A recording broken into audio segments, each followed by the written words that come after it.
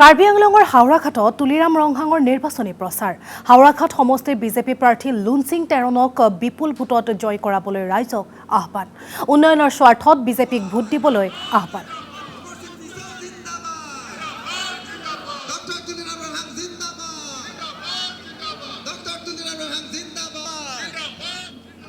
কাৰ্বি আংলং ৰাইজে সিদ্ধান্ত লোৱা হৈছে 5টা বিধানসভা সমষ্টিত ডিমা হাছাওলৈ 6টা, পাহাৰৰ হিলছ এৰিয়াৰ পৰা 6টা বিধানসভা সমষ্টিত বিপুল ভোটত ভাৰতীয় জনতা পাৰ্টীৰ প্ৰাৰ্থীক কেণ্ডিডেট জয়যুক্ত কৰা হ'ব আৰু ডক্টৰ হিমন্ত বিশ্ব শৰ্মা ডাঙৰীয়া চৰকাৰক উপহাৰ দিয়া হ'ব।